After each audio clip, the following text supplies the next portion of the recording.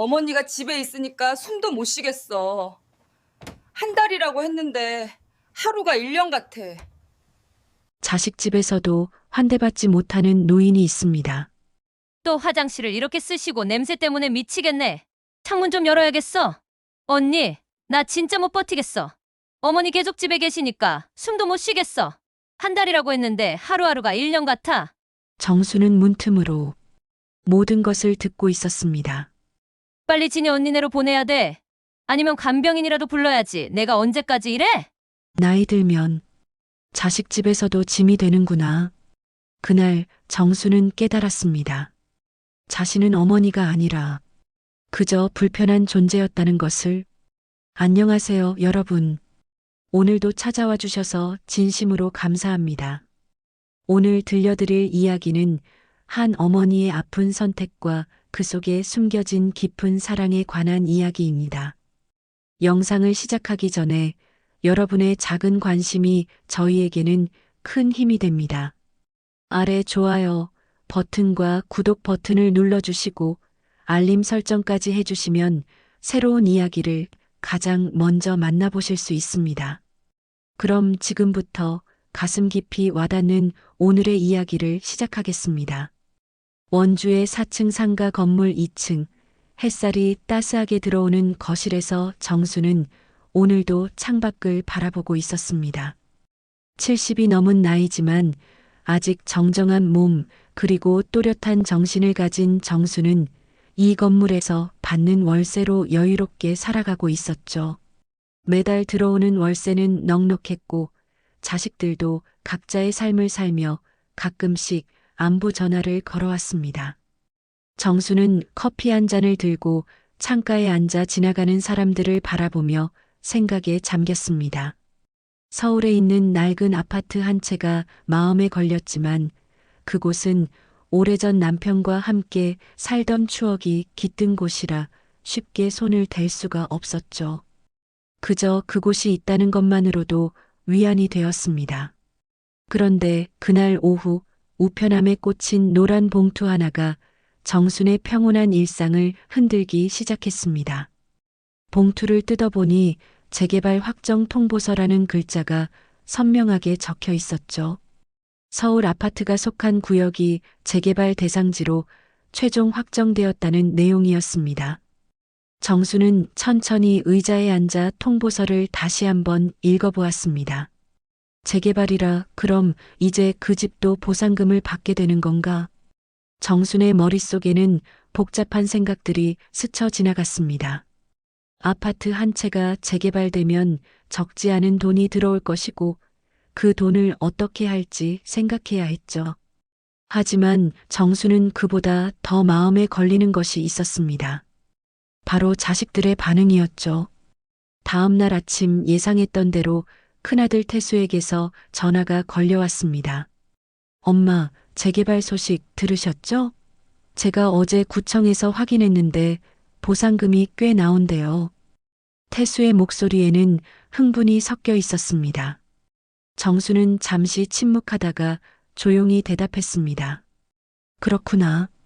아직 정확한 금액은 모르겠지만 엄마, 이참에 그 집도 팔고 원주 상가도 같이 정리하시는 게 어때요? 엄마 연세도 있으시고 혼자 관리하시기 힘드실 텐데. 정수는 전화기를 꽉 쥐었습니다. 태수의 말은 겉으로는 어머니를 걱정하는 듯 했지만 그 속마음은 정순도 잘 알고 있었죠. 아직 내가 관리 못할 정도는 아니란다. 그래도 엄마 요즘 세상이 얼마나 복잡한데요. 실버타운 같은 데 들어가시면 편하실 텐데. 전화를 끊은 후 정수는 한숨을 내쉬었습니다. 태수뿐만이 아니었습니다. 오후에는 딸 진이가 전화를 걸어왔죠. 엄마, 재개발 소식 들었어요. 오빠도 연락했죠? 엄마, 이제 나이도 있으시니까 재산 정리 좀 하셔야 해요. 혼자 계시면 위험하기도 하고. 진이의 목소리도 태수와 크게 다르지 않았습니다. 겉으로는 걱정하는 듯하지만 속마음은 재산에 대한 관심이었죠. 알았다, 진이야. 생각해 볼게. 저녁 무렵에는 막내 태호가 찾아왔습니다. 태호는 형과 누나보다는 조심스러웠지만 그의 눈빛에도 기대감이 어려 있었습니다. 엄마, 형이랑 누나가 연락했다면서요? 저는 그냥 엄마가 편하신 게 제일 중요하다고 생각해요. 정수는 막내를 바라보며 쓸쓸한 미소를 지었습니다. 태호의 말도 결국 다른 자식들과 크게 다르지 않다는 걸 정수는 알고 있었죠. 그래, 고맙다. 엄마가 알아서 할게. 자식들이 모두 돌아간 후 정수는 거실 소파에 앉아 깊은 생각에 잠겼습니다. 창밖으로 저녁 노을이 지고 있었고 거리의 불빛들이 하나둘 켜지기 시작했습니다. 정수는 천천히 입을 열었습니다. 재산이 생기니 자식들이 달라지는구나. 그동안은 가끔 전화나 하던 애들이 갑자기 이렇게 찾아오고 정순의 눈가에 주름이 깊게 패였습니다. 서운함과 실망감이 밀려왔지만 동시에 이해도 되었죠. 자식들도 각자 살아가는 게 힘들다는 것을 정수는 알고 있었습니다. 하지만 그래도 마음 한구석이 허전했습니다. 돈을 모시려는 건지 날 모시려는 건지 한번 제대로 봐야겠구나. 정순의 눈빛이 달라졌습니다. 그날 밤 정수는 잠들지 못하고 여러 가지 생각을 했습니다. 어떻게 하면 자식들의 진심을 알 수 있을까? 어떻게 하면 그들이 정말로 어머니를 생각하는 마음인지 아니면 재산을 노리는 것인지 확인할 수 있을까? 그리고 정수는 하나의 결심을 했습니다. 위험한 선택일 수도 있지만 이것만이 진실을 알 수 있는 유일한 방법이라고 생각했죠. 정수는 조용히 중얼거렸습니다. 치매치매 연기를 해보는 거야. 그럼 누가 진짜 날 생각하는지 알 수 있겠지. 다음 날부터 정순의 작은 계획이 시작되었습니다. 처음에는 사소한 것부터였죠. 평소 잘 두던 안경을 찾지 못하는 척하거나 약속 시간을 헷갈리는 척했습니다. 자식들은 처음에는 대수롭지 않게 여겼지만 점점 정순의 이상한 행동들이 늘어나자 불안해하기 시작했습니다. 정수는 창가에 앉아 저녁 노을을 바라보며 혼잣말을 했습니다. 이제 시작이구나. 과연 누가 진짜 날 걱정하는지 두고 봐야겠어. 정순의 계획은 생각보다 빠르게 진행되었습니다. 며칠 전부터 정수는 일부러 물건을 이상한 곳에 숨기기 시작했죠. 냉장고 안에 리모컨을 넣어두기도 하고 옷장 서랍에 지갑을 감춰두기도 했습니다. 그리고 자식들에게 전화할 때는 같은 질문을 반복했습니다. 태수야, 오늘이 무슨 요일이더라? 엄마, 어제도 물어보셨잖아요. 수요일이에요. 아, 그랬구나. 엄마가 깜빡했네. 태수는 전화를 끊고 나서 불안한 마음이 들었습니다. 어머니가 요즘 부쩍 같은 말을 반복하고 물건도 자주 잃어버린다는 이야기를 들었기 때문이죠. 태수는 곧바로 동생들에게 연락했습니다. 진이야, 태호야. 엄마 상태가 좀 이상한 것 같아. 우리 주말에 한번 모여서 이야기 좀 해야겠어. 그 주말, 세 남매는 원주 상가 건물에 모였습니다. 정수는 자식들을 반갑게 맞이했지만 일부러 어색한 행동들을 보였죠. 며느리 정은이 준비해온 과일을 받으면서도 헷갈리는 척했습니다. 이게 뭐더라? 아, 맞다. 사과구나. 어머니, 괜찮으세요? 정은의 목소리에는 걱정보다는 당혹스러움이 더 많이 묻어났습니다. 정수는 속으로 씁쓸하게 웃으며 연기를 이어갔죠. 자식들은 거실에 둘러앉아 진지한 표정으로 이야기를 나누기 시작했습니다. 정수는 방 안에 들어가 있는 척하며 문틈으로 그들의 대화를 엿들었습니다. 형, 엄마 상태가 진짜 심각한 것 같아요. 요즘 전화할 때마다 같은 질문만 하시고. 진이의 목소리였습니다. 태수도 고개를 끄덕이며 대답했죠. 나도 느꼈어. 며칠 전에는 내 이름도 헷갈리시더라고. 태호라고 부르셨어? 막내 태호는 걱정스러운 표정으로 말했습니다. 그럼 병원에 모시고 가봐야 하는 거 아니에요? 그래야겠지. 근데 문제는 만약 치매라면 재산 관리를 누가 해야 하느냐는 거야. 태수의 말에 거실이 잠시 조용해졌습니다. 정수는 문틈 사이로 자식들의 표정을 살폈죠. 그들의 눈빛에는 걱정보다 다른 감정이 더 많이 담겨 있었습니다. 형 말이 맞아요. 엄마 혼자서는 이제 관리가 안 될 것 같은데. 진이가 조심스럽게 말을 꺼냈습니다.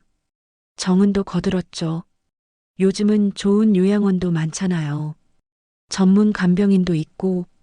태수는 턱을 괴며 생각에 잠겼습니다. 일단은 우리가 돌아가면서 모시는 게 어떨까? 한 달씩 우리 집, 진이네 집, 태호네 집 순서로. 그게 나을 것 같아요. 그러면서 엄마 상태도 지켜보고. 세 남매는 고개를 끄덕이며 합의를 받습니다. 정수는 문 뒤에서 그들의 대화를 들으며 깊은 한숨을 내쉬었습니다. 자식들의 말 속에는 진심 어린 걱정보다는 재산 관리에 대한 염려가 더 크게 느껴졌죠. 역시나 내 걱정보다는 재산 걱정이 먼저구나. 정수는 조용히 방문을 열고 거실로 나왔습니다. 자식들은 깜짝 놀라며 대화를 멈췄죠. 엄마, 주무셨어요? 아니다. 너희들 이야기 들었어. 내가 요즘 좀 그런가 보구나. 정순의 목소리는 떨리는 듯 했지만 사실은 일부러 연기하는 것이었습니다. 태수가 어머니에게 다가와 손을 잡았습니다. 엄마, 걱정 마세요. 우리가 모실게요. 한 달씩 돌아가면서. 그래, 너희들 말대로 하마. 엄마가 이제 늙어서 집만 되는구나. 무슨 말씀을 그렇게 하세요. 우리 엄마인데요. 진이가 밝게 웃으며 말했지만 정순의 눈에는 그 웃음이 진심으로 보이지 않았습니다. 그날 저녁 자식들은 모두 돌아갔고 정수는 다시 혼자 남았습니다. 정수는 거실 창가에 앉아 밤하늘의 별을 바라보았습니다. 별빛은 여전히 아름다웠지만 정순의 마음은 점점 무거워졌죠. 자식들의 대화가 계속 머릿속을 맴돌았습니다. 재산관리 요양원 전문 간병인. 정수는 쓸쓸하게 웃었습니다. 자식들이 진짜 걱정하는 것은 어머니의 건강이 아니라 재산이었죠. 하지만 정수는 여기서 멈출 생각이 없었습니다. 오히려 더 확실하게 그들의 진심을 확인해야겠다고 결심했습니다. 좋아. 이제 본격적으로 시작해볼까? 누가 날 진짜 사랑하는지, 누가 돈을 사랑하는지 내 눈으로 직접 확인하는 거야. 정수는 거울 앞에 서서 자신의 모습을 바라보았습니다. 주름진 얼굴이지만 아직 또렷한 눈빛, 그리고 단단한 의지가 담긴 표정이었죠. 정수는 스스로에게 다짐했습니다. 치매 연기라는 게 쉽지는 않겠지만 이것만이 진실을 알 수 있는 방법이야. 다음 날 아침 태수가 짐을 싸러 왔습니다. 정수는 큰아들의 차를 타고 서울로 향했죠. 차 안에서 태수는 계속 어머니에게 이것저것 물어봤습니다. 엄마, 약은 챙기셨죠? 중요한 서류 같은 건 어디 두셨어요? 서류? 그게 뭐더라? 정수는 일부러 헷갈리는 척했습니다. 태수의 표정이 조금씩 굳어졌죠. 엄마, 통장이랑 도장 같은 거요. 아, 그건 어디 뒀더라. 엄마가 기억이 잘 안 나네. 태수는 한숨을 쉬며 운전에 집중했습니다. 정수는 차창 밖을 바라보며 속으로 중얼거렸습니다. 역시 제일 먼저 묻는 게 서류와 통장이구나.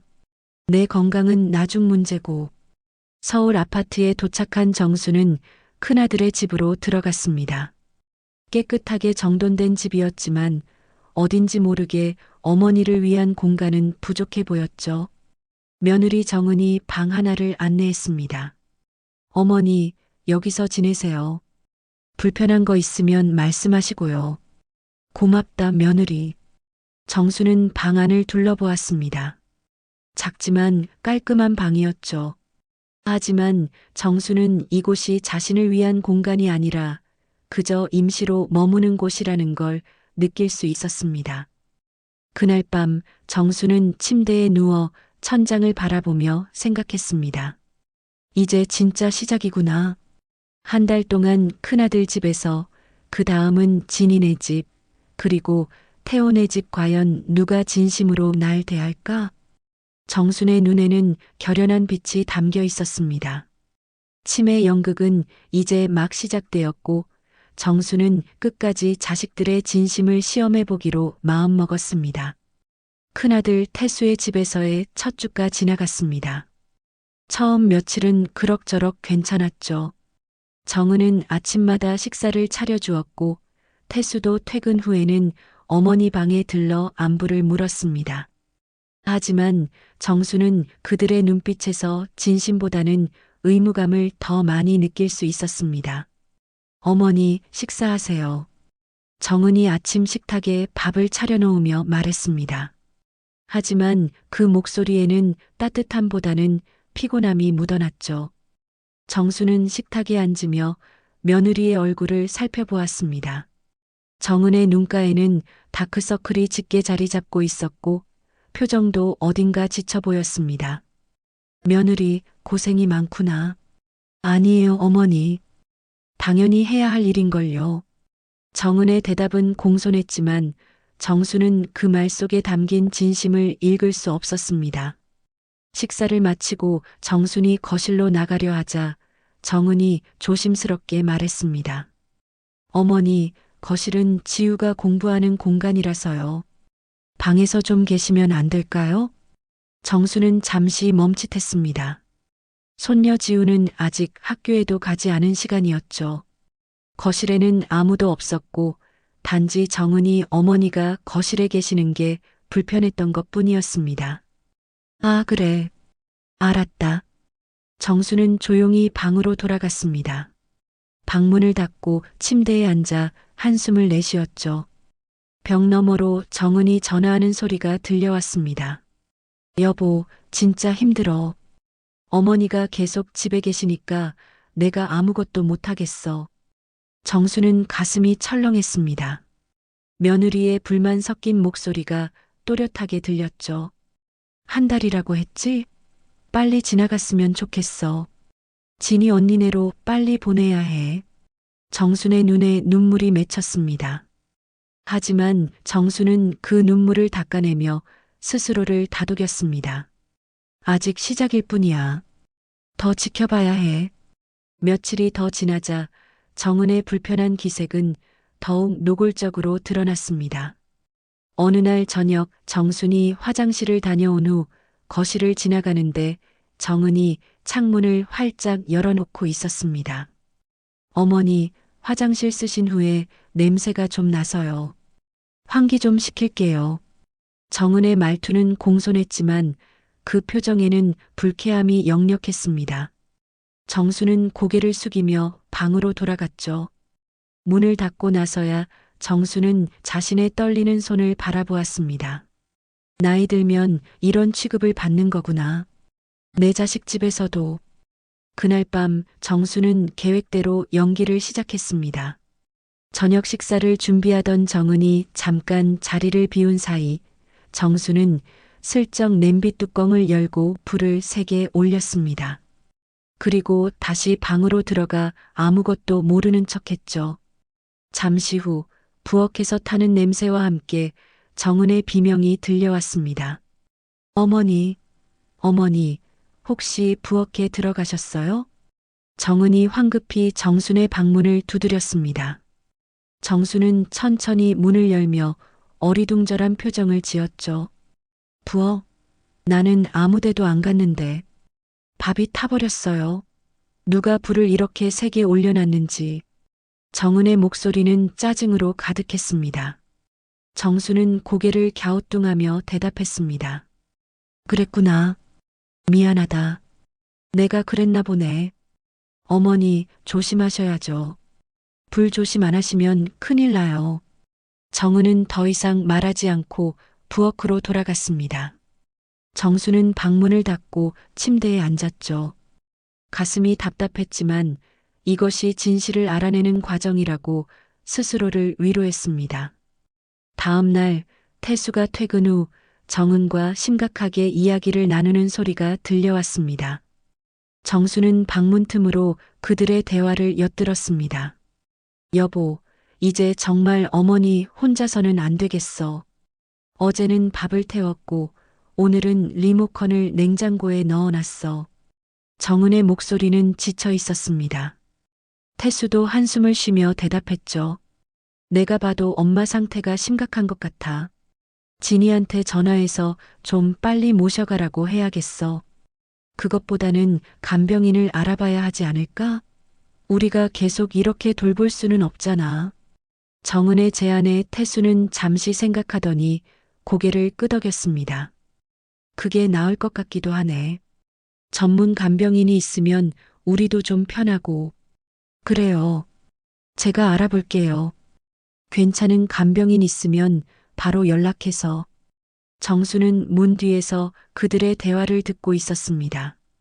가슴이 무너지는 것 같았지만 동시에 예상했던 일이기도 했죠. 자식들은 어머니를 직접 돌보는 것보다 누군가에게 맡기는 것을 택했습니다. 역시 편한 게 우선이구나. 내 자식이지만 나를 짐으로 생각하는구나. 그날 밤 정수는 창가에 앉아 서울의 야경을 바라보았습니다. 반짝이는 불빛들이 아름다웠지만 정순의 마음속은 어둠으로 가득했습니다. 원주의 상가 건물이 그리웠고 혼자 살던 그 조용한 시간들이 그리웠습니다. 다음 날 오후 정수는 거실 소파에 앉아 텔레비전을 보고 있었습니다. 정은이 전화 통화를 하는 소리가 들려왔죠. 네, 경력 많으신 분으로 부탁드려요. 네, 치매 환자 케어 가능하신 분이요. 정수는 귀를 기울였습니다. 정은이 간병인을 알아보고 있었던 것이죠. 네, 내일 오신다고요? 감사합니다. 전화를 끊은 정은이 정순에게 다가왔습니다. 어머니, 내일부터 간병인 선생님이 오실 거예요. 어머니 케어해 주실 분이에요. 정수는 고개를 끄덕이며 조용히 대답했습니다. 그래, 알았다. 걱정 마세요. 경력도 많으시고 좋은 분이래요. 정은은 밝게 웃으며 말했지만 정수는 그 웃음 뒤에 숨은 안도감을 느낄 수 있었습니다. 며느리는 드디어 짐을 덜게 되어 기뻐하고 있었던 것이죠. 그날 저녁 정수는 방 안에서 조용히 앉아 생각했습니다. 간병인이라 그 사람은 과연 어떤 사람일까? 나를 진심으로 대해줄까? 아니면 그저 일로만 생각할까? 정순의 마음속에는 기대와 불안이 교차했습니다. 하지만 동시에 또 다른 생각도 들었죠. 혹시 간병인이라는 사람을 통해 무언가 새로운 것을 알게 될지도 모른다는 기대감이었습니다. 다음 날 아침 초인종이 울렸습니다. 정은이 서둘러 문을 열었고 한 여성이 들어왔습니다. 30대 중반으로 보이는 그 여성은 단정한 옷차림에 따뜻한 미소를 짓고 있었죠. 안녕하세요. 간병인 김하연입니다. 그 순간 정순의 심장이 멈춘 것처럼 느껴졌습니다. 김하연이라는 이름이 귓가를 스쳤죠. 그 성씨, 그 이름 정순의 머릿속에 오래된 기억 하나가 떠올랐습니다. 김하연은 정순의 방으로 안내되었습니다. 정은은 간단히 어머니의 상태를 설명한 후 서둘러 자리를 떴죠. 하연은 조심스럽게 정순에게 다가와 인사를 건넸습니다. 어르신, 저는 김하연이라고 해요. 앞으로 어르신을 돌봐드릴 거예요. 하연의 목소리는 부드러웠고 눈빛은 따뜻했습니다. 정수는 하연을 바라보며 가슴이 두근거렸죠. 그 얼굴 어딘가에서 옛날 기억 속 그 사람의 모습이 겹쳐 보였습니다. 하연이라고 했나요? 네, 어르신. 편하게 하연이라고 부르세요. 정수는 떨리는 손으로 하연의 손을 잡았습니다. 하연은 놀라지 않고 정순의 손을 따뜻하게 감싸주었죠. 이름이 참 예쁘구나. 성함이 김씨라고 했지? 네, 맞아요. 김하연이에요. 정순의 눈에 무언가 복잡한 감정이 스쳐 지나갔습니다. 김씨 성을 가진 하연이라는 이름, 그것은 우연이 아닐지도 모른다는 생각이 들었죠. 첫날 하연은 정순을 세심하게 돌보았습니다. 식사 시간이 되면 직접 밥을 떠서 건네주었고 약을 챙겨주었습니다. 정은이나 태수와는 달리 하연의 손길에는 진심이 담겨 있었죠. 어르신, 천천히 드세요. 급하게 드시면 안 돼요. 고맙구나, 하연아. 하연은 정순이 식사하는 동안 옆에 앉아 조용히 지켜보았습니다. 그 모습이 마치 친딸처럼 다정했죠. 정순은 오랜만에 마음이 편안해지는 것을 느꼈습니다. 며칠이 지나자 정순과 하연 사이에는 특별한 유대감이 형성되기 시작했습니다. 하연은 정순의 이야기를 진심으로 들어주었고 정순도 점차 마음을 열기 시작했죠.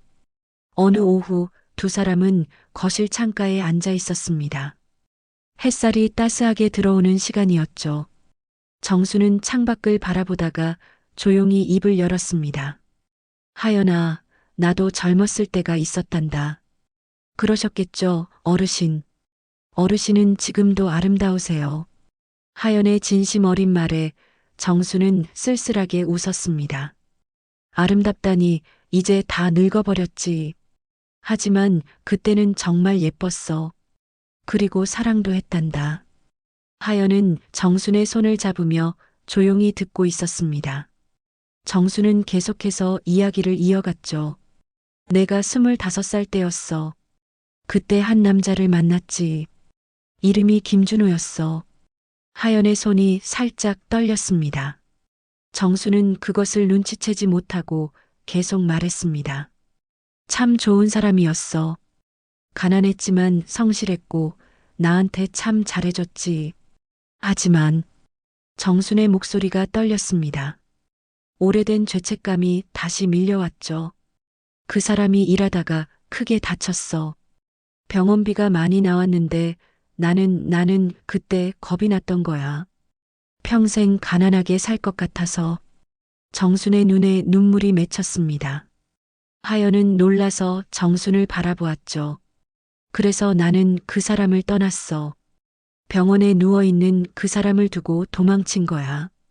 그리고 다른 남자와 결혼했지. 지금의 내 남편, 이미 세상을 떠난 사람이지만 정수는 눈물을 닦으며 계속 말했습니다. 그게 내 평생의 죄였어. 그 사람한테 미안한 마음이 평생 가슴에 남아 있었지. 준호 그 사람은 어떻게 됐을까? 지금도 살아계실까? 하연의 눈에도 눈물이 고였습니다. 하연은 떨리는 목소리로 조용히 말했습니다. 어르신 그분 말씀이시죠? 김준호라는 분. 그래. 왜 그러니? 하연은 잠시 망설이다가 천천히 입을 열었습니다. 그분이 제 아버지세요. 정순의 눈이 커졌습니다. 순간 시간이 멈춘 것처럼 느껴졌죠. 하연은 눈물을 흘리며 계속 말했습니다. 아버지는 제가 어렸을 때 어머니와 이혼하셨어요. 그리고 평생 혼자 사셨죠. 아버지는 가끔 제게 이야기하셨어요. 젊은 시절 사랑했던 여자가 있었다고. 그 여자 이름이 정순이었다고. 정순은 믿을 수 없다는 표정으로 하연을 바라보았습니다. 하연은 가방에서 낡은 사진 한 장을 꺼냈습니다. 이 사진이요. 아버지가 평생 간직하셨던 거예요. 사진 속에는 젊은 시절의 정순과 준호가 함께 웃고 있었습니다. 정순은 떨리는 손으로 사진을 받아들었죠. 이게 어떻게... 정순의 눈에서 눈물이 흘러내렸습니다. 50년 가까운 세월이 지난 후 자신이 버렸던 그 사람의 딸과 이렇게 다시 만나게 될 줄은 꿈에도 몰랐죠. 준호는 그분은 지금 어떻게 지내시니? 하연은 고개를 숙이며 조용히 대답했습니다. 아버지는 3년 전에 돌아가셨어요. 병환으로. 정수는 그 자리에서 무너졌습니다. 오열하며 사진을 가슴에 안았죠. 내가 미안해. 정말 미안해, 준호야. 미안해. 하연도 울면서 정순을 안아주었습니다. 두 사람은 한참 동안 그렇게 서로를 안고 울었습니다. 한참 후 정순은 눈물을 닦으며 하연에게 물었습니다. 그럼 하연이, 너는 왜 나를 돌보러 온 거니? 내가 내 아버지를 버린 사람인데. 하연은 쓸쓸하게 웃으며 대답했습니다. 아버지는 돌아가시기 전에 제게 말씀하셨어요. 정순이라는 여자를 원망하지 말라고. 그분도 자기 인생을 선택할 권리가 있었다고. 그리고 그분을 만나게 되면 잘 대해주라고. 정순은 또다시 눈물을 흘렸습니다. 준호는 끝까지 자신을 원망하지 않았던 것이죠. 준호는 참 좋은 사람이었어. 내가 그 사람을 버린 게 내 인생 최대의 실수였어. 하연은 정순의 손을 꽉 잡았습니다. 어르신, 이제 괜찮아요. 제가 어르신을 돌봐드릴게요. 아버지가 사랑했던 분이시니까. 정순은 하연을 꼭 안았습니다. 그날 이후 두 사람 사이에는 특별한 연대가 형성되었습니다. 피는 나누지 않았지만 마음으로는 진짜 모녀처럼 가까워졌죠. 며칠 후 정순은 하연에게 조용히 말했습니다. 하연아, 사실 나는 치매가 아니란다. 하연은 놀라서 정순을 바라보았습니다. 예, 그럼 내가 일부러 연기한 거야. 내 자식들이 나를 진심으로 걱정하는지 아니면 재산만 노리는지 알고 싶었거든. 하연은 모든 것을 이해했다는 듯 고개를 끄덕였습니다. 그러셨군요. 그래서 가끔 어르신 눈빛이 너무 또렷하셔서 이상하다고 생각했어요. 미안하다, 하연아. 너한테까지 속인 게. 아니에요, 어르신. 이해해요. 저도 어르신 자식들 봤으니까요. 두 사람은 서로를 바라보며 쓸쓸하게 웃었습니다. 그리고 그날부터 정순과 하연은 함께 계획을 세우기 시작했습니다. 자식들의 진심을 완전히 확인하기 위한 계획이었죠. 정순과 하연의 관계는 날이 갈수록 깊어졌습니다. 두 사람은 마치 오래전부터 알던 사이처럼 편안하게 대화를 나눴죠. 하연은 정순의 진짜 모습을 알게 된 후 더욱 존경하는 마음이 생겼습니다. 어르신, 정말 대단하세요. 그렇게 완벽하게 연기하시다니. 대단한 게 아니라 슬픈 거지. 내 자식들 진심을 알기 위해 이런 짓까지 해야 하다니. 정순의 목소리에는 씁쓸함이 묻어났습니다. 하연은 정순의 손을 꼭 잡았죠. 어느 날 저녁 정순은 방에서 쉬고 있었고 하연은 거실에서 설거지를 하고 있었습니다. 그때 태수가 퇴근해서 들어왔고 정은과 함께 부엌에서 이야기를 나누기 시작했습니다. 하연은 설거지를 하면서 자연스럽게 그들의 대화를 듣게 되었죠. 간병인 선생님 어때요? 엄마 잘 돌봐드리시는 것 같아요? 정은이 물었습니다. 태수는 고개를 끄덕이며 대답했죠. 그런 것 같아. 엄마도 전보다 안정적이신 것 같고. 근데 여보, 우리 언제까지 엄마 모실 거예요? 한 달이라고 했잖아요. 다음 주면 진이 언니네로 가셔야죠. 그래. 빨리 보내야겠어. 솔직히 우리도 힘들잖아. 태수의 목소리는 낮았지만 하연의 귀에는 또렷하게 들렸습니다. 하연은 설거지하던 손을 멈추고 귀를 기울였죠. 그나저나 여보, 엄마 재산 정리는 어떻게 되는 거예요?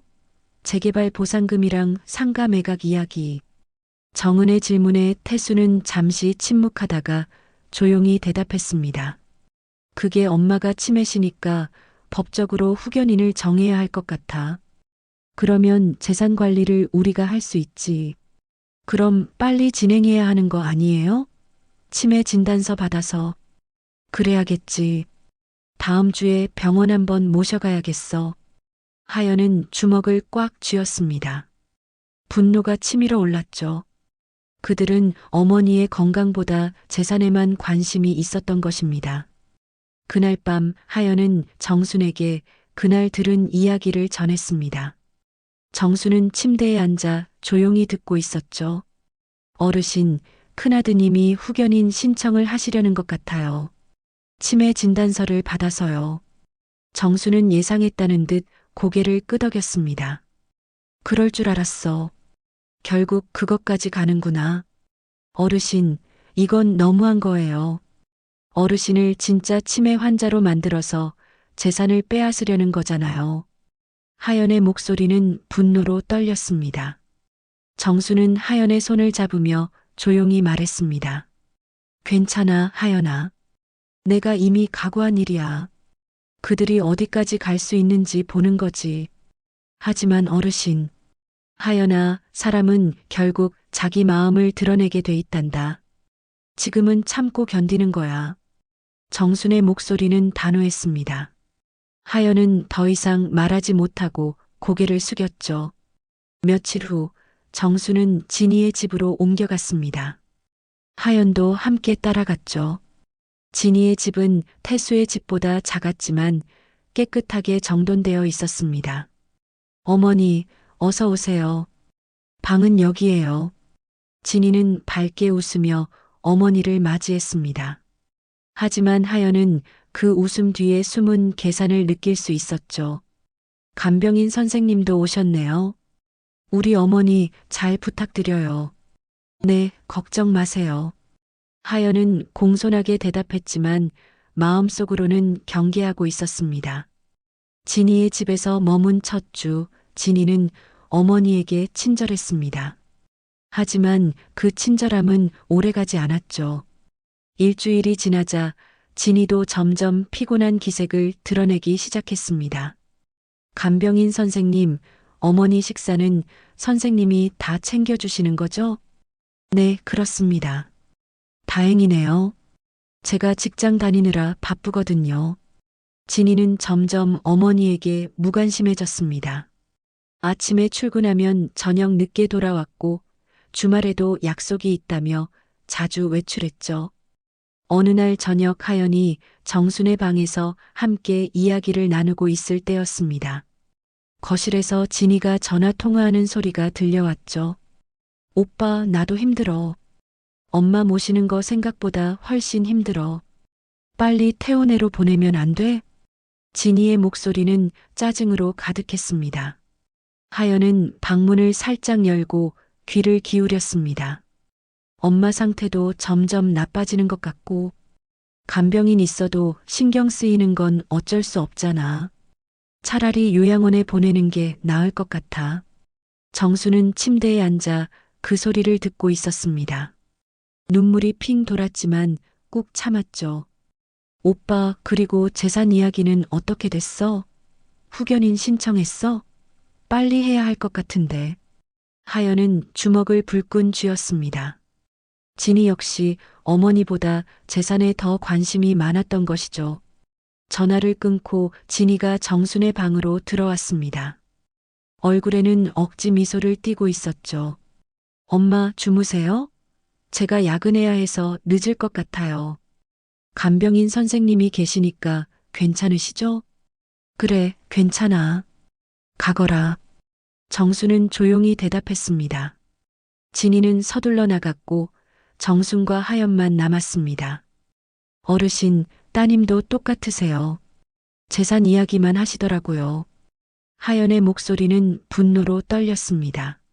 정수는 창밖을 바라보며 한숨을 쉬었죠. 다들 똑같구나. 큰아들도 딸도 막내는 어떨까? 어르신, 이제 그만하셔도 되지 않을까요? 충분히 확인하셨잖아요. 하연은 안타까운 표정으로 정순을 바라보았습니다. 하지만 정수는 고개를 저었죠. 아니야, 하연아. 아직 막내가 남았어. 태호는 착한 애야. 혹시 그 애만이라도 다를지 몰라. 정순의 목소리에는 마지막 희망이 담겨 있었습니다. 하연은 더 이상 말하지 못하고 고개를 끄덕였습니다. 며칠 후 세 남매가 진이의 집에 모였습니다. 정수는 방 안에 있었지만 문틈으로 그들의 대화를 엿들을 수 있었죠. 하연도 정순 옆에 조용히 앉아 함께 듣고 있었습니다. 오빠, 이제 결정해야 할 것 같아요. 엄마를 계속 이렇게 돌아가면서 모실 순 없잖아요. 진이가 먼저 말을 꺼냈습니다. 태수도 고개를 끄덕이며 대답했죠. 맞아. 실버타운을 알아봤는데 괜찮은 곳이 있더라고. 비용은 좀 나가지만 비용은 엄마 재산으로 내면 되잖아요. 아파트 보상금이랑 상가 매각하면 충분하죠. 진이의 말에 태수가 동의했습니다. 그래. 근데 법적으로 처리하려면 후견인 신청을 해야 해. 치매 진단서도 받아야 하고. 막내 태호는 그동안 말이 없다가 조심스럽게 입을 열었습니다. 형, 누나 그래도 엄마 의견을 물어봐야 하는 거 아니에요? 태호야, 엄마가 지금 제정신이시니? 치매인데 무슨 의견을 물어? 태수의 말에 진이도 거들었습니다. 맞아. 우리가 알아서 해야지. 그게 엄마한테도 좋은 거야. 태호는 더 이상 말하지 못하고 고개를 숙였습니다. 정수는 방 안에서 그 모습을 보며 마지막 희망마저 무너지는 것을 느꼈죠. 막내마저도 결국 나서지 못하는구나. 정순의 눈에서 눈물이 흘러내렸습니다. 하연은 정순을 꼭 안아주었죠. 그날 밤 정순과 하연은 진이의 집 작은 방에서 마주 앉아 있었습니다. 정순의 얼굴에는 깊은 상처가 드러나 있었고 하연은 그런 정순을 바라보며 가슴이 아팠죠. 어르신, 이제 정말 그만하세요. 더 이상 상처받지 마세요. 하연의 목소리는 간절했습니다. 하지만 정수는 고개를 저었죠. 아니야, 하연아. 이제 마지막 단계만 남았어. 그들이 어디까지 갈 수 있는지 끝까지 봐야 해. 하지만 어르신은 이미 충분히 확인하셨잖아요. 세 분 모두 재산에만 관심이 있다는 걸요. 그래도 혹시 모르잖니. 마지막 순간에 양심이 돌아올지도. 정순의 목소리에는 아직도 희망이 남아 있었습니다. 하연은 그런 정순을 보며 눈물을 참았죠. 다음 날 하연은 자신의 가방에서 작은 녹음기를 꺼냈습니다.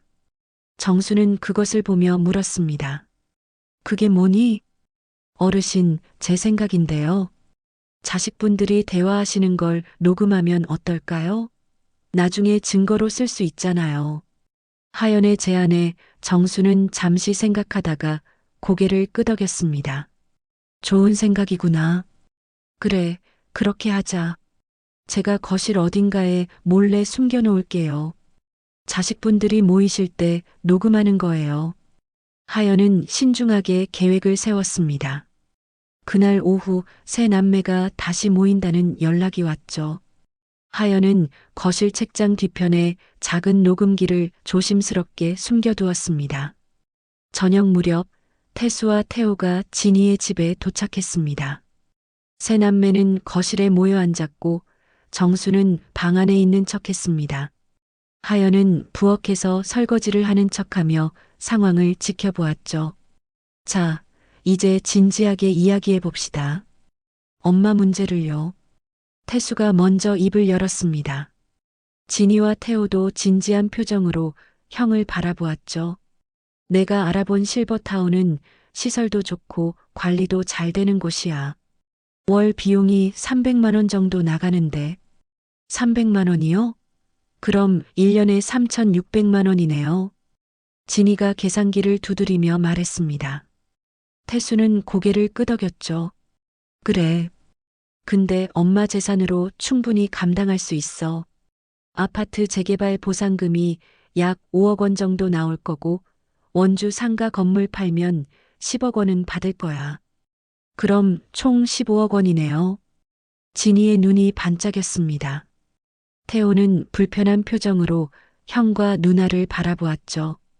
형, 누나 우리가 지금 무슨 이야기를 하는 거예요?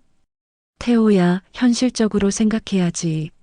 엄마를 우리가 계속 돌볼 수는 없잖아. 태수의 말에 진이도 거들었습니다. 맞아. 전문가들이 돌보는 게 엄마한테도 더 좋은 거야. 우리는 각자 생활이 있고. 태호는 입을 다물었습니다. 태수는 계속해서 말을 이어갔죠. 그래서 말인데 재산을 이렇게 나누면 어떨까? 형인 내가 상가 건물을 맡고, 진이 너는 아파트 보상금을 받고, 태호 너는 3억 원 정도 현금으로 주면 되겠지? 형, 그건 너무 불공평한 거 아니에요? 상가 건물이 10억 원인데 제가 3억 원만 받는다고요? 태호가 처음으로 목소리를 높였습니다. 태수는 차분하게 대답했죠. 태호야, 형이 큰아들이니까 더 책임이 크잖아. 그리고 내가 그동안 엄마한테 뭘 해드렸니? 형도 별로 안 하셨잖아요. 얘들아, 싸우지 마. 일단 엄마 실버타운 보내고 나서 천천히 이야기하자. 진이가 말렸지만 분위기는 이미 험악해져 있었습니다. 하연은 부엌에서 그 모습을 보며 주먹을 불끈 쥐었죠. 잠시 후 태수가 다시 입을 열었습니다. 일단 내일 병원 가서 치매 진단서부터 받자. 그래야 법적으로 후견인 신청할 수 있으니까. 후견인은 형이 하시는 거죠? 진이가 물었습니다. 태수는 고개를 끄덕였죠. 당연하지. 내가 큰아들이니까. 그리고 재산 관리도 내가 하는 게 맞고. 형, 혼자 다 하시겠다는 거예요? 태호가 불만스럽게 말했습니다. 태수는 동생을 쏘아보며 대답했죠. 그럼 내가 할래? 너한테 그런 능력이나 있어? 형? 됐어, 태호야. 형 말대로 하자. 어차피 우리가 할 수 있는 게 없잖아. 진이가 말렸지만 세 남매 사이의 균열은 이미 깊어져 있었습니다. 그날 밤 하연은 조용히 녹음기를 회수했습니다. 정순의 방으로 돌아와 녹음 파일을 재생했죠. 정순은 자식들의 대화를 들으며 눈물을 흘렸습니다. 15억 원 상가 아파트, 그게 그 애들한테는 엄마보다 중요했구나. 정순의 목소리는 떨렸습니다. 하연은 정순의 등을 쓰다듬으며 위로했죠. 어르신, 저건 가족이 아니에요. 그냥 탐욕이에요. 하연아, 나는 뭘 잘못한 걸까? 내가 그 애들을 어떻게 키웠기에 이렇게 된 걸까? 정수는 자책하며 울었습니다. 하연도 함께 눈물을 흘렸죠. 어르신 잘못이 아니에요. 사람은 결국 자기 선택으로 사는 거예요. 자식분들이 스스로 그런 길을 선택한 거예요. 한참을 울고 난 후 정수는 눈물을 닦으며 말했습니다. 하연아, 이제 우리도 계획을 세워야겠어. 그 애들이 어디까지 갈 수 있는지 끝까지 보고 그 다음에 진실을 밝히는 거야. 어르신, 어떻게 하실 건데요? 하연이 물었습니다. 정수는 단호한 표정으로 대답했죠. 일단 내일 병원에 갈 때 치매 연기를 더 심하게 해야겠어. 그리고 그 애들이 실버타운 계약서를 가져오면 그때 모든 걸 밝히는 거야. 그럼 녹음 파일은요? 그건 증거로 남겨둬야지. 그리고 카메라도 하나 더 설치하자. 거실에. 정순의 눈빛은 냉정하게 변해 있었습니다. 하연은 정순의 결심을 느끼며 고개를 끄덕였죠. 알겠습니다, 어르신. 제가 내일 작은 카메라 하나 사올게요. 고맙다, 하연아. 내가 없었으면 나는 정말 혼자였을 거야. 정순은 하연의 손을 꼭 잡았습니다. 하연도 정순의 손을 꼭 쥐며 대답했죠. 어르신, 저도 어르신이 계셔서 감사해요. 아버지가 사랑했던 분을 제가 이렇게 돌볼 수 있다는 게 영광이에요. 두 사람은 서로를 바라보며 미소 지었습니다. 비록 피는 섞이지 않았지만 그들 사이에는 진짜 가족보다 더 깊은 연대가 형성되어 있었죠. 다음 날 아침 태수가 정순을 병원에 데리고 갔습니다. 정순은 일부러 더 심한 치매 증상을 보였죠. 의사 앞에서 같은 질문을 반복하고 날짜를 헷갈리는 척했습니다. 어르신, 오늘이 무슨 요일인지 아세요? 요일? 그게 뭐더라? 정순의 연기는 완벽했습니다. 의사는 고개를 끄덕이며 태수에게 말했죠. 증상이 꽤 진행된 것 같습니다. 치매 진단서를 발급해 드리겠습니다. 태수는 속으로 안도의 한숨을 쉬었습니다. 이제 법적으로 어머니의 재산을 관리할 수 있게 된 것이죠. 병원에서 돌아오는 길, 태수는 핸드폰으로 동생들에게 문자를 보냈습니다. 진단서 받았어. 이제 후견인 신청 들어간다. 다음 주에 실버타운 계약하자. 정수는 차 안에서 그 문자를 힐끗 보았습니다. 가슴이 아팠지만 표정은 변하지 않았죠. 이제 곧 끝이구나. 마지막 순간이 다가오고 있어. 정수는 창밖을 바라보며 조용히 생각했습니다. 그리고 마음속으로 다짐했죠. 준우야, 하늘에서 지켜봐줘. 내가 이제 제대로 된 선택을 할 수 있게. 일주일 후, 세 남매는 다시 진이의 집에 모였습니다. 이번에는 실버타운 계약서를 들고 왔죠. 정수는 방 안에서 그들이 오는 소리를 들었고, 하연은 며칠 전에 녹음해둔 파일이 제대로 저장되어 있는지 확인했습니다. 어르신, 준비되셨어요? 하연이 조용히 물었습니다. 정수는 깊게 숨을 들이쉬고 고개를 끄덕였죠. 그래. 이제 끝낼 시간이야. 정수는 천천히 거실로 나갔습니다. 세 남매는 소파에 앉아 있었고 테이블 위에는 두툼한 서류 뭉치가 놓여 있었죠. 엄마, 여기 앉으세요. 태수가 어머니를 의자로 안내했습니다. 정수는 조용히 앉았고 하연은 뒤편에 서서 상황을 지켜보았습니다. 엄마, 이게 실버타운 계약서예요. 정말 좋은 곳이에요. 전문 간호사들도 있고 시설도 최고급이고. 진이가 밝게 웃으며 설명했습니다. 태수도 거들었죠. 엄마, 여기 사인만 하시면 돼요. 그럼 편하게 지내실 수 있어요. 태수가 펜을 정순 앞에 내밀었습니다.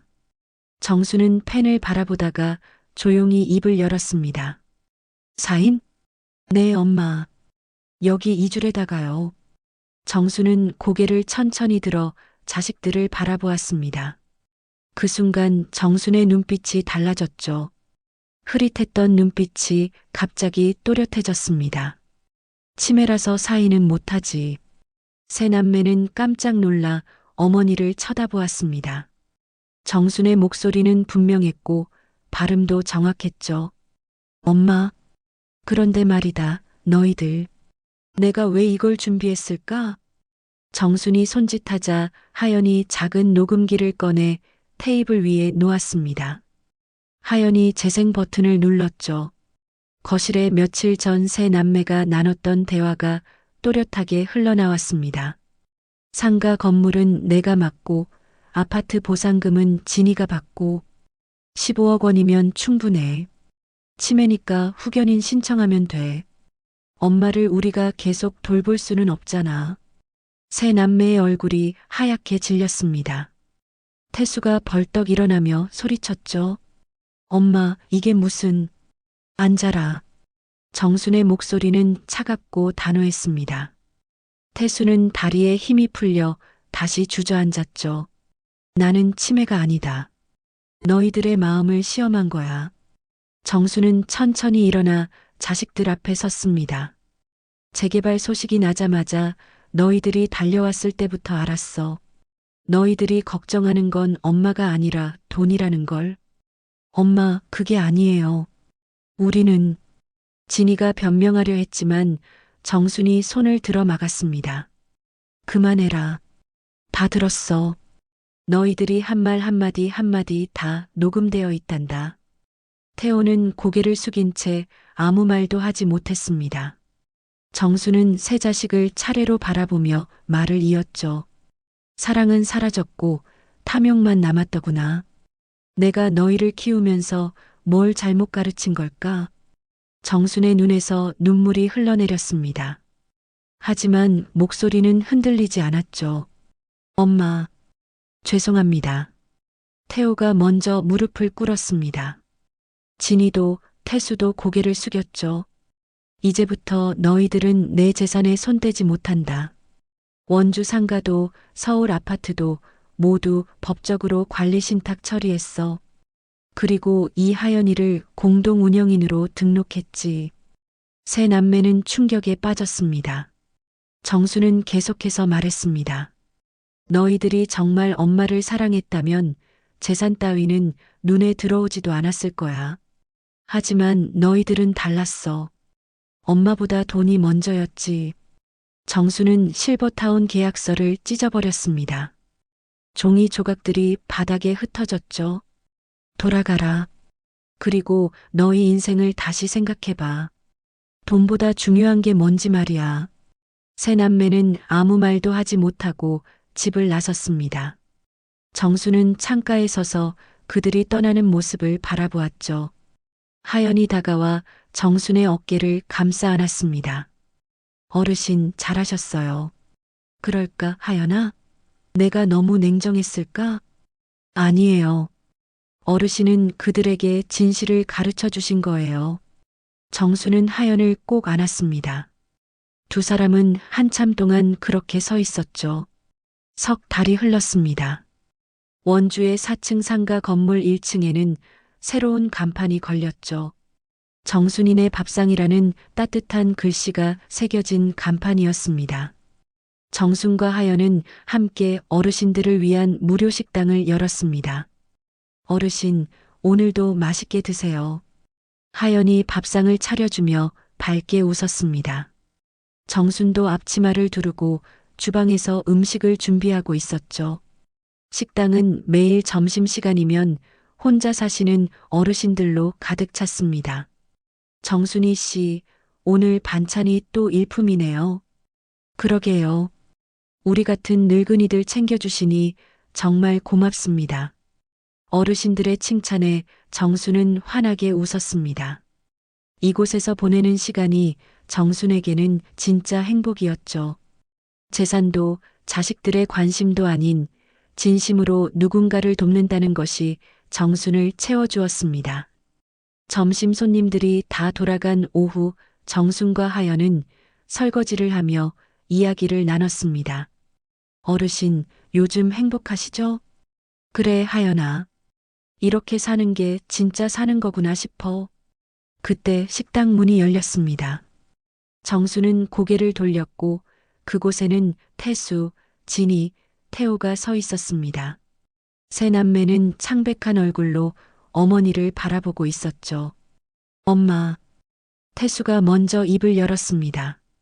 목소리는 떨리고 있었습니다. 정수는 놀랐지만 침착하게 대답했죠. 왜 왔니? 세 남매는 동시에 무릎을 꿇었습니다. 정순과 하연은 깜짝 놀라 그들을 바라보았죠. 엄마, 미안합니다. 정말 미안합니다. 태수의 눈에서 눈물이 흘러내렸습니다. 진이와 태호도 함께 울고 있었죠. 저희가 너무 잘못했습니다. 엄마를 사랑하는 게 아니라 돈만 바라봤어요. 진이가 흐느끼며 말했습니다. 태호도 고개를 숙인 채 울고 있었죠. 엄마, 저희가 정말 부끄럽습니다. 너무 부끄러워서 석 달 동안 찾아뵐 얼굴이 없었어요. 정수는 자식들을 바라보며 복잡한 감정에 휩싸였습니다. 분노도 실망도 있었지만 동시에 그들이 여전히 자신의 자식이라는 사실이 가슴을 아프게 했죠. 일어나거라. 정순의 목소리는 차분했습니다. 세 남매는 천천히 일어났고 정수는 그들을 식당 안으로 들어오게 했습니다. 앉아라. 정순이 자식들을 테이블에 앉히고 하연과 함께 음식을 차려주었습니다. 세 남매는 밥상을 받으며 또다시 눈물을 흘렸죠. 엄마가 차려주신 밥 정말 오랜만이에요. 진이가 떨리는 손으로 숟가락을 들었습니다. 태수와 태호도 조용히 밥을 먹기 시작했죠. 식사 중에 아무도 말이 없었습니다. 다만 눈물만이 계속 흘러내렸습니다. 식사를 마친 후 태수가 먼저 입을 열었습니다. 엄마, 저희가 도와드리고 싶습니다. 이 식당 일을요. 우리는 도와주는 게 아니라 함께 하는 거다. 정순이 차분하게 말했습니다. 세 남매는 고개를 끄덕였죠. 네, 엄마. 함께하고 싶습니다. 정말로요. 그날 이후 세 남매는 매일 식당에 나왔습니다. 태수는 식재료를 구하러 다녔고 진이는 반찬 포장을 맡았습니다. 태호는 배달을 담당했죠. 며느리 정은도 아이 지우를 데리고 와서 계산대를 도왔습니다. 할머니, 오늘 손님이 20분이나 오셨어요. 손녀 지우가 밝게 웃으며 보고했습니다. 정수는 지우의 머리를 쓰다듬으며 웃었죠. 그래, 우리 지우가 계산도 잘하네. 식당은 날이 갈수록 활기를 찾았습니다. 가족들이 함께 움직이며 진짜 가족의 의미를 되찾아가고 있었죠. 어느 저녁 문을 닫고 정리를 마친 후 정수는 자식들을 모두 모았습니다. 얘들아, 엄마가 할 말이 있다. 세 남매는 긴장한 표정으로 어머니를 바라보았습니다. 정수는 조용히 말을 이었죠. 내가 진짜 치매가 오더라도 오늘의 마음만은 절대 변하지 말아라. 돈보다 사람이 먼저고 가족이 제일 소중하다는 걸 잊지 말거라. 네, 엄마. 절대 잊지 않겠습니다. 세 남매는 동시에 대답했습니다. 정수는 그들을 하나씩 안아주었죠. 하연도 옆에서 미소 지으며 그 모습을 바라보았습니다. 이제 진짜 가족이네요, 어르신. 그래, 하연아. 이제야 진짜 가족이 됐구나. 식당 밖으로 나가며 정수는 간판을 올려다보았습니다. 정순이네 밥상 진심만 드나드는 곳이라는 작은 글씨가 달빛 아래 빛나고 있었죠. 정수는 하늘을 올려다보며 조용히 중얼거렸습니다. 준호야, 보이니? 나도 이제 제대로 된 삶을 살고 있어. 내 딸 하연이가 내 옆에 있어주고 내 자식들도 마음을 되찾았어. 고마워, 준호야. 하늘에서 지켜봐줘서. 별빛이 반짝이며 정순에게 답하는 것 같았습니다. 정순은 미소 지으며 식당 안으로 돌아갔죠. 그곳에는 가족들이 함께 웃으며 이야기를 나누고 있었습니다. 진짜 행복은 돈이 아니라 진심에서 온다는 것을 정수는 이제야 깨달았습니다. 그리고 그 깨달음을 자식들에게도 전해주었죠. 식당 간판의 불빛이 따뜻하게 거리를 비추며 이야기는 행복한 결말을 맞이했습니다. 여러분, 오늘 이야기는 여기까지입니다. 정순 어르신처럼 우리도 때로는 상처받고 실망하기도 하지만 결국 진심은 통한다는 것을 기억하셨으면 좋겠습니다. 돈보다 소중한 것, 재산보다 값진 것은 바로 사람의 마음입니다. 오늘도 이 영상을 들어주셔서 진심으로 감사드립니다. 여러분의 하루가 따뜻한 마음으로 가득하시길 바라겠습니다. 인생의 나침반이었습니다.